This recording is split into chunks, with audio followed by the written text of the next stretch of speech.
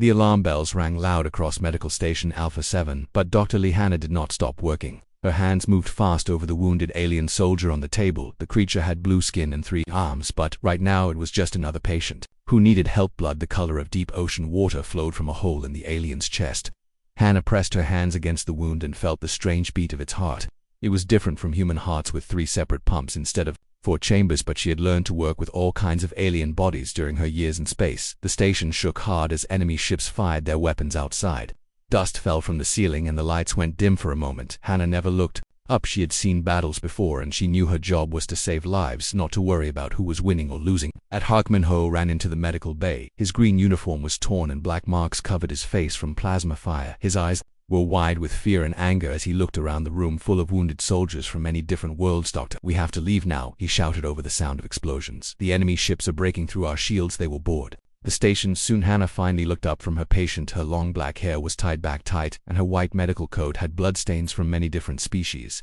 She shook her head slowly. "I cannot leave my patients," she said in a calm voice. "These people trust me to help them. I will not run away and let them die." Minho stared at her like she was crazy. The Corvani Empire ships were getting closer every second. Everyone knew what happened when the Corvani took prisoners. They did not believe in showing mercy to anyone, especially not to those they saw as weak. "Doctor, please be smart about this," he said, trying to keep his voice steady. "The Corvani do not care about medical laws. They kill doctors and nurses just like soldiers. You stain Pierre will not save these patients. It will just get you killed too." Nurse Kim Ji-soo was working at another table trying to help a wounded pilot from the rabbit-like Villani species. Her small hands worked fast as she connected tubes and wires to keep the pilot alive. She looked over at Hannah and Minho. "If the doctor stays, then I stay too," she said. Her voice was quiet but strong.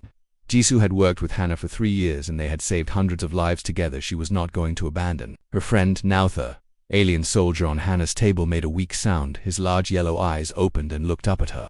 He tried to speak, but only blood came from his mouth. Hannah put her hand on his forehead in a gentle "Wherest." Now she told him in the basic trade language that most species understood. "You are safe. I will not leave you either." The medical bay, they could hear the sound of human soldiers running through the halls preparing to fight. The station's defense systems were firing back at the enemy ships, but everyone knew they could not hold out much longer. The Corvani Empire had sent too many ships and they were too strong. Minho looked around the medical bay at all the wounded soldiers. There were humans and aliens from 12 different species, all lying on tables and floor mats. Some were unconscious and others watched the humans with hope in their eyes. They all trusted these medical workers to protect them. The captain understood why Hannah would not leave. These people had come to the station for help. Some were soldiers hurt in battle, but others were just civilians caught in the wrong place at the wrong time. There were even some Corvani prisoners who had been brought here for medical treatment after earlier fights. "You humans are all crazy," Minho said, but there was respect in his voice. He had seen human doctors work before and he knew they would rather die than break their promise to help the sick and wounded. The station shook again and this time the lights went out completely. Emergency power came on a few seconds later, bathing everything in red light. Through the thick windows they could see the dark shapes of Corvani warships getting closer. Their ships looked like giant metal insects with sharp edges and glowing red weapons. Hannah went back to work on her patient, using a small laser tool to seal the wound in his chest. The alien was lucky the blast had missed his main heart, but he had lost a lot of blood. She connected a tube to give him artificial blood that would work with his body chemistry. Jizo was helping 2 patients at once, moving between them to check their vital signs. The rabbit pilot was stable now, but a human soldier had just been brought in with severe burns on his legs. She grabbed medical foam to treat the burns while keeping one eye on her other patient. More explosions came from outside and they could hear the sound of metal breaking. The enemy ships were using their cutting beams to break through the station's outer walls. Soon they would send soldiers inside to take control. The medical bay door opened and more wounded people came in, carried by soldiers and civilians. Some were humans, but others were aliens from the station's crew. They had all been hurt when parts of the station were damaged by enemy fire. "We have to set up more beds," Hannah said to Jisoo. "There are too many wounded people for our current space." They quickly moved equipment around to make room for more patients. Hannah grabbed extra medical supplies from the storage room while Jisoo prepared more surgical tools. They worked together like they had done this 1,000 times before. The alien soldier Hannah had been treating grabbed her arm with his good hand. He was awake now, and his yellow eyes looked scared. He said something in his own language that she did not understand, but his meaning was clear. He was thanking her. The station shook one more time and then everything went quiet. The sound of weapons fire stopped, and they could not hear the human soldiers running in the halls anymore. Captain Minho looked at the door with worry in his eyes. "They are inside now," he said quietly. "The Corvani have boarded the station." Heavy footsteps came down the hall outside, getting closer to the medical bay. The steps were different from human feet, making sharp clicking sounds on the metal floor. Everyone in the medical bay held their breath and waited. The door exploded inward in a shower of sparks and smoke. Tall figures in black armor stepped through the opening. Their faces were hidden behind dark helmets, but everyone knew what they were. The Corvani had found them. Darliana stood up straight and faced the enemy soldiers. She was not afraid. Her hands were still covered in alien blood and her medical coat was dirty, but she held her head high. The wounded patients behind her looked up with fear but also with hope. Maybe the human doctor could protect them. The lead Corvani soldier looked around the medical bay with confusion. He had expected to find weapons and fighting, but instead he saw a small human woman taking care of wounded enemies. His people had told him that humans were weak, but this did not look like weakness. To him, Hannah stepped forward, putting herself between the soldiers and her patients. She did not have any weapons and she knew she could not fight these armored warriors. But she had made a promise to help the wounded and she would keep that promise even if it cost her life. Corvani soldier raised his weapon, but then he stopped. Something about the scene made him pause. The human was protecting enemy soldiers, including some from his own species. She was risking her life to help people who should have been her enemies. Hannah looked the soldier in his dark helmet and spoke in a clear voice. "These are my patients," she said. "I am a doctor and I will not let you hurt them." The soldier had never heard anything like this before. In Corvani culture, the weak were left to die and enemies were never shown mercy, but this human was doing both. She was protecting the weak and helping her enemies. What happened next would change the galaxy forever. The news came to Admiral Cho Hunwa while he was drinking his morning coffee in his private quarters aboard the flagship Eternal Dawn. The message was short, but it hit him like a physical blow. 17 medical stations attacked, 300 doctors and nurses dead or missing. The Corvani Empire had crossed a line that should never be crossed. Newton Wu set down his coffee cup with shaking hands. In 40 years of military service he had seen many terrible things, but this was different. The Corvani had not attacked military targets or weapon factories. They had specifically chosen to destroy hospitals and kill healers. It was an act so cruel that his mind could barely accept it. The Admiral walked to his window and looked out at the stars. Beyond those points of light were human colonies and space stations full of families who trusted him to keep them safe. Now the enemy had shown they would kill anyone, even those who had sworn to help the wounded. His personal communicator buzzed with an incoming call from Earth Command. "Admiral, this is General Kim Sun-ho from Strategic Operations.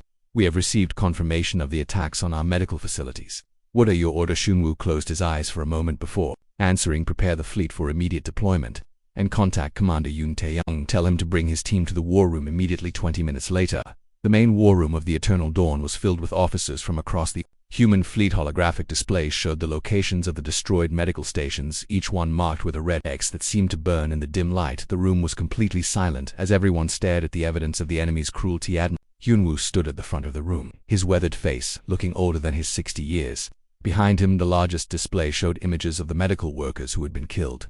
Doctors, nurses, technicians, and volunteers from dozens of worlds, all united in their mission to heal. "They killed our healers," he said quietly, but his voice carried to every corner of the room. "They targeted the people who had sworn to help anyone regardless of species or political loyalty. They believed this would make us weak. They were wrong." Commander Yoon Tae-young stepped forward from the back of the room. His black uniform seemed to absorb the light around him, and his young face showed no emotion, but his eyes burned with controlled fury. Behind him stood 12 other figures dressed in the same dark clothing. They were the Death Angels, humanity's most elite special forces unit. "Admiral, my teams are ready," he said in a calm voice that somehow made him sound more dangerous than if he had been shouting. "Give us permission to proceed and we will make them regret their actions." The Death Angels were humanity's best-kept secret. For 70 years since first contact with alien species, humans had presented themselves as peaceful explorers and traders. The galaxy knew them as healers and diplomats, not as warriors. Most alien species believed humans were too soft to be a real threat in war, but every human military officer knew the truth. When humanity needed soldiers, they could produce warriors that were beyond compare. The Death Angels were trained not just in combat but in the science of war itself. They could infiltrate any location, survive in any environment, and strike with precision that seemed impossible. The Corvane Empire controls over 300 star systems, Hyunwoo continued, his voice growing harder. They have conquered dozens of species through fear and violence. They believe that mercy is weakness, and that the strong should dominate the weak. They think by killing our medical staff they can break our spirit. Captain Lee Gaeon, the fleet's intelligence officer, activated another display. This one showed the structure of the Corvani military. Their command ships and major bases were marked in blue, while their patrol routes appeared as moving lines. "We have been watching them for years," she said. "Even while they saw us as harmless traders, we were learning about their technology, their tactics, and their weaknesses. They have no idea what we are capable of when we choose to fight." The plan that emerged from the meeting was elegant in its simplicity. The main human fleet would engage the Corvani forces directly, drawing their attention and keeping them busy. Meanwhile, the Death Angels would use their specialized ships to infiltrate enemy territory. Their mission was to rescue any surviving medical staff and to send a message that would echo across the galaxy. But This was not going to be a simple rescue operation the humans had decided to show the Corvani and every other species what happened when you attacked those under human protection.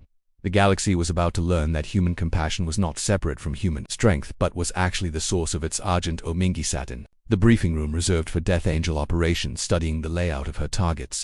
Primary mission: the Corvani flagship. Bloodfang was believed to be holding several captured human medical workers, including Dr. Lihana, who had become a symbol of human courage. Minji had been a field medic herself before joining the Death Angels. She understood the sacred nature of medical work, and the attack on the hospitals felt like a personal insult. Her squad of 8 specialists had trained for this type of mission, but never under circumstances this important. The Bloodfang is heavily armed and carries over 2,000 crew members, said Lieutenant Bang Jiwan as he pointed to sections of the ship's schematic, but it was designed to fight other warships, not to defend against internal infiltration. We can use their own size against them. Staff Sergeant Nam Yoongi checked his equipment one final time. His specialty was electronic warfare, and he would be responsible for disabling the enemy's communication systems. Once we are inside, they will not be able to call for help or coordinate their defense, he said with satisfaction. The Death Angels were not just soldiers, they were artists of war. Each member of the team had a specific role that combined with the others to create something greater than the sum of its parts. They could move through enemy territory like ghosts, striking without warning and disappearing before the enemy could respond. Commander Taeyong addressed the assembled teams one final time. Remember, our mission is not just to rescue our people. We are sending a message to every species in the galaxy that human medical workers are under our protection.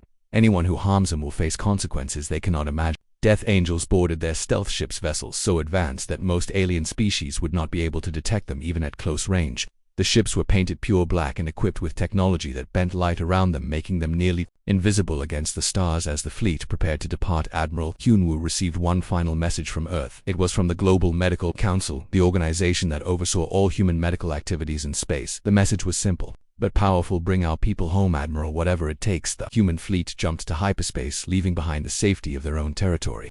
They were heading into the heart of Corvani space, where hundreds of enemy warships waited, but they were not afraid. The Corvani had made the mistake of thinking that human compassion was weakness, and soon they would learn that the greatest warriors were those who fought not for conquest or glory, but to protect those who dedicated their lives to healing others. The Death Angels were coming, and they carried with them the righteous anger of an entire species. In the depths of space, the Corvani Empire was about to discover what happened when you targeted humanity's healers. They had awakened something that had been sleeping peacefully for 70 years.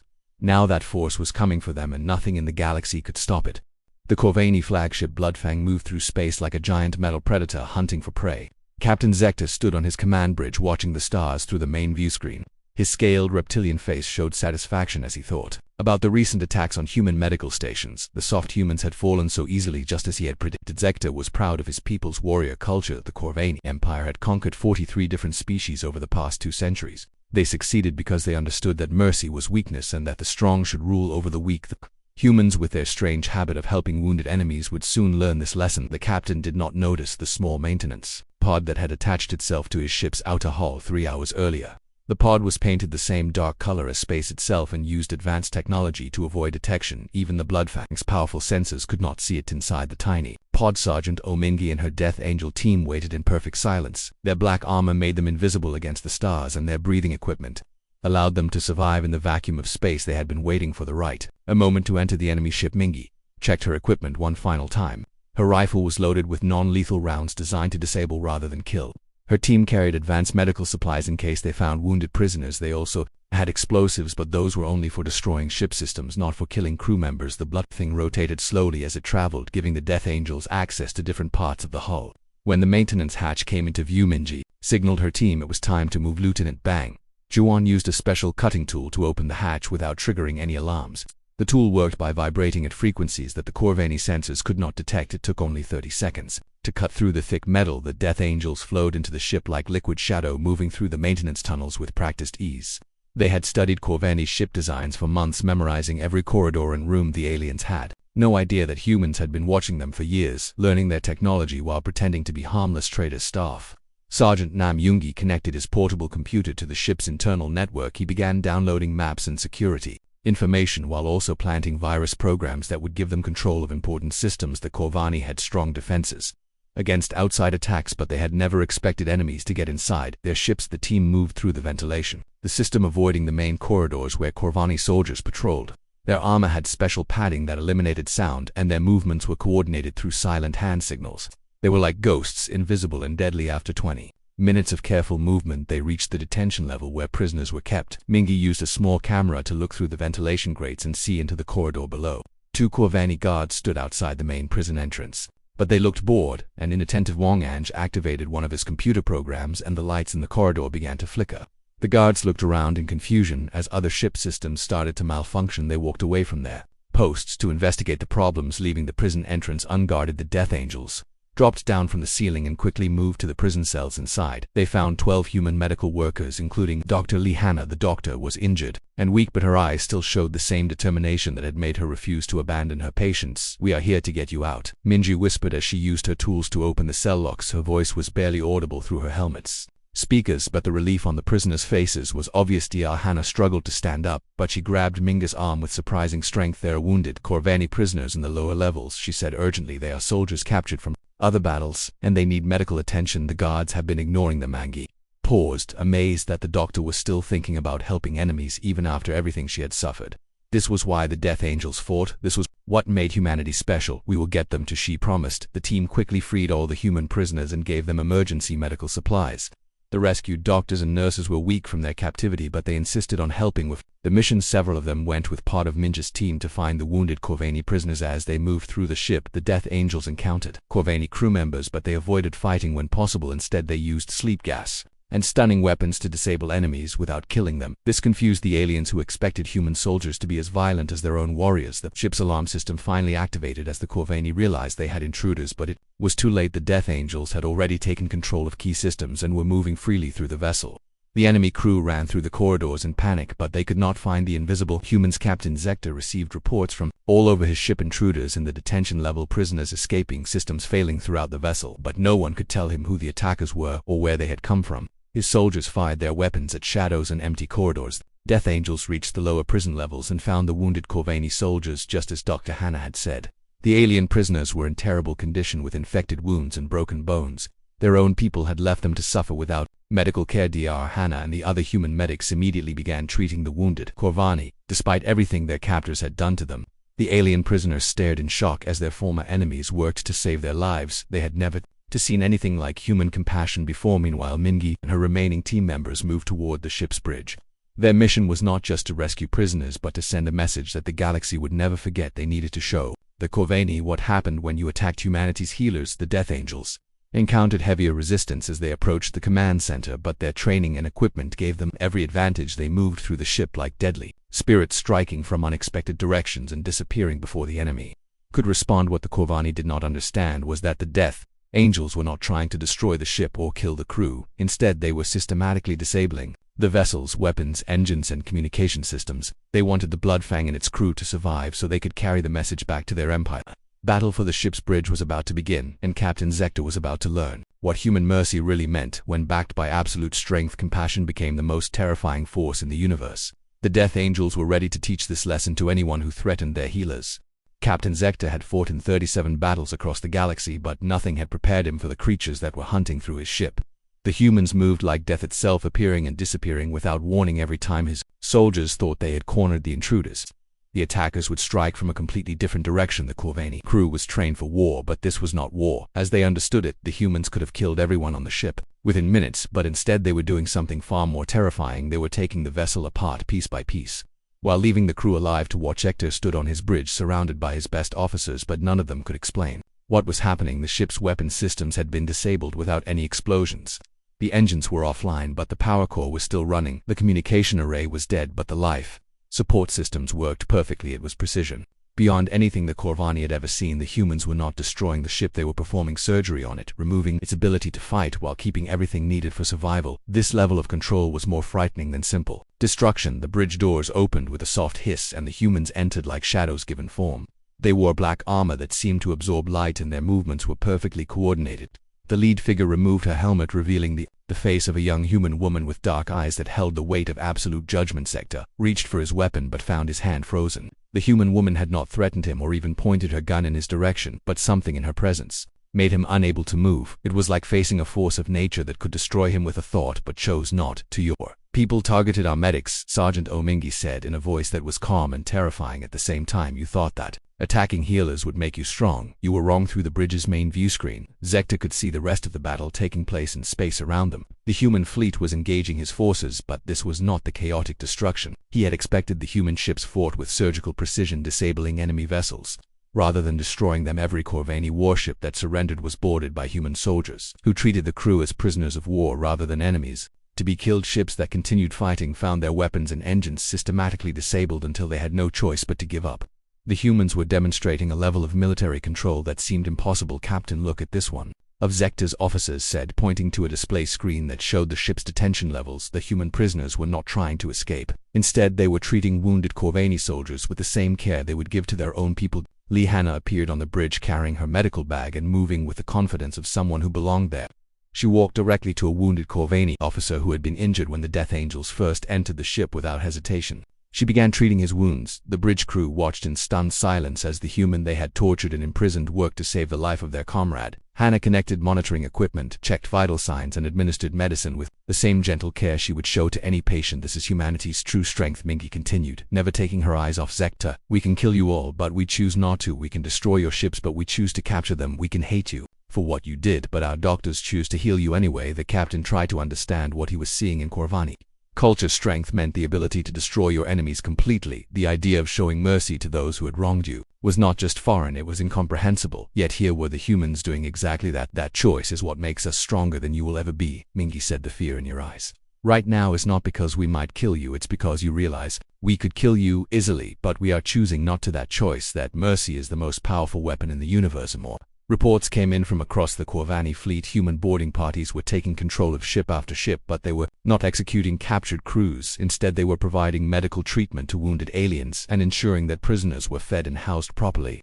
It was conquest through compassion. Hannah finished treating the wounded officer and moved to check on other injured crew members. She worked with the same dedication she had shown in the medical station, ignoring the fact that these were the same people who had attacked her facility and killed her colleagues. How can you help them? One of the bridge officers asked in the trade language that most species understood. They killed your friends, destroyed your hospital, took you prisoner. How can you still care about saving their lives? Hannah looked up from her patient with tired but determined eyes. Because that is what doctors do, she said. Simply, we help people who are hurt. It does not matter who they are or what they have done. If someone needs healing, we provide it. The officer stared at her in confusion. This level of forgiveness was beyond anything in Corvani experience. Their culture taught that enemies should be destroyed, not healed, that mercy was weakness, not strength. Yet, this small human woman was showing them a different way to think about power. Mingy activated her communicator and contacted the other Death Angel teams throughout the ship. Status report, she said. All objectives completed, came the reply from Lieutenant Bang Jiwon. Medical personnel rescued Corvani prisoners, treated, ship systems disabled but crew unharmed, ready for extraction. The sergeant looked back at Captain Zector, who was still frozen in place, trying to understand what had happened to his mighty warship. You will carry this message back to your empire, she said. Your people attacked our healers because you thought it would make us weak. You were wrong.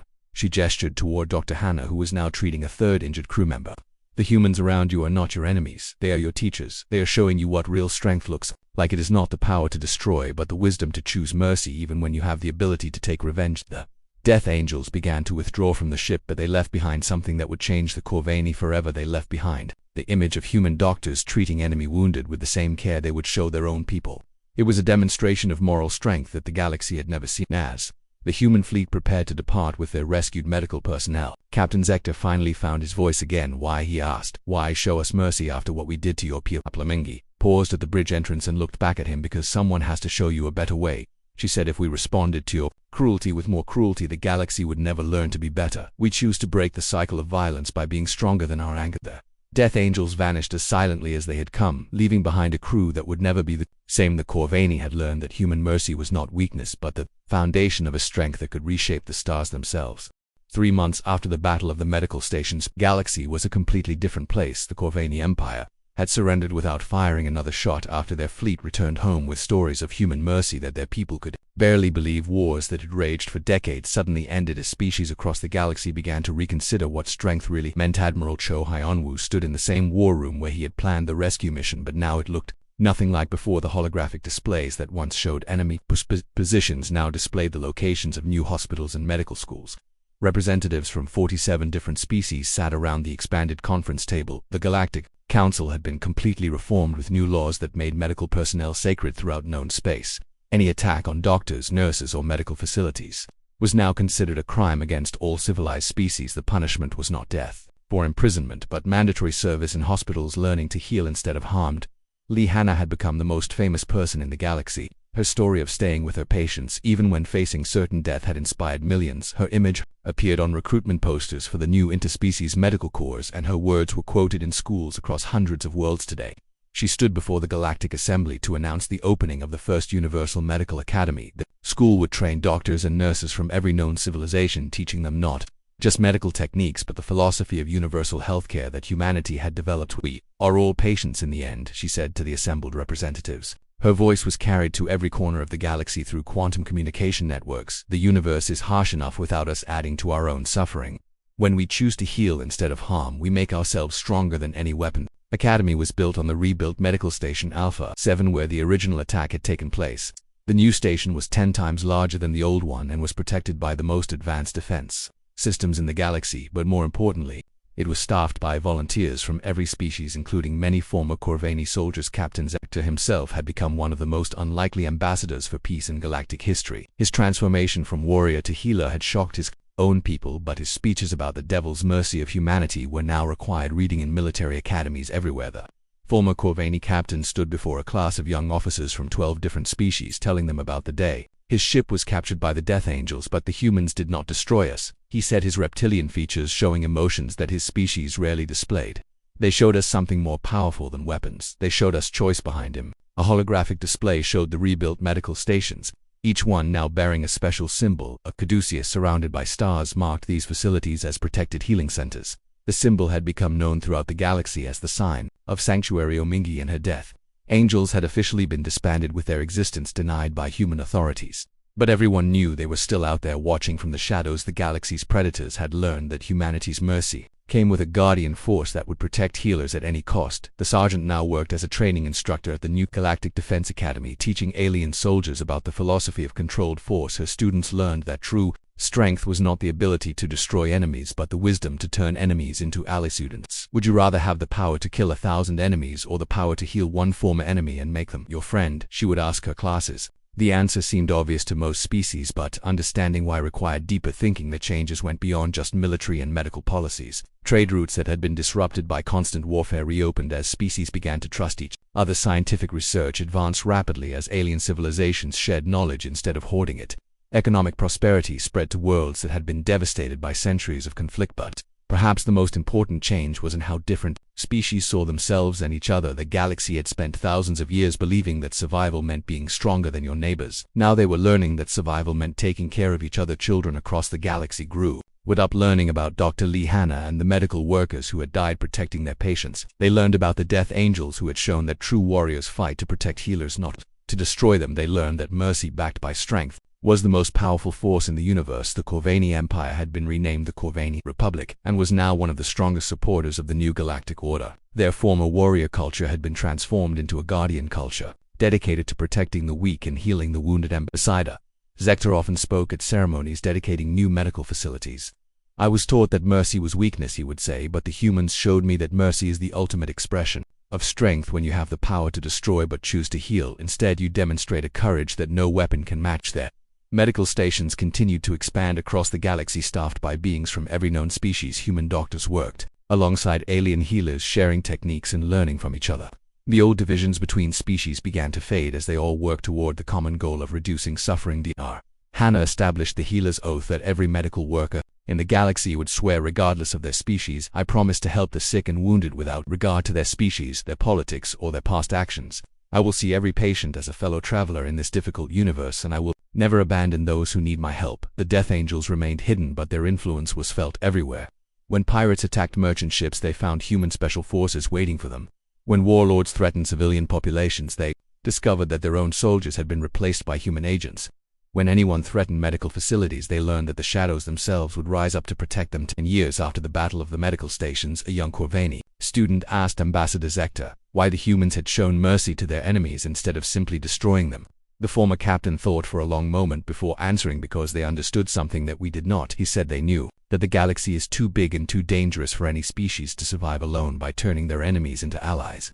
They made themselves part of something larger than any empire by teaching others to heal. Instead of harm, they created a civilization that could last forever. The student nodded slowly, beginning to understand this was the lesson that humanity had taught the galaxy, not through conquest or domination, but through the simple act of choosing to heal instead of harm, to show mercy instead of revenge, to build up instead of tear down. In hospitals and medical schools across the galaxy, human doctors continued their work, often not even realizing how much they had changed the universe. They simply did what they had always done. They helped people who were hurt, but in doing so they had created something unprecedented in galactic history, a civilization based on compassion rather than conquest. The Death Angels watched from the shadows, knowing that their greatest victory was not in any battle they had won, but in the battles they had made unnecessary. By protecting humanity's healers, they had helped create a galaxy where healing was valued more than harming, where mercy was seen as strength rather than weakness. Dr. Hannah often said that the greatest medicine was not any drug or surgery, but simply the decision to care about others.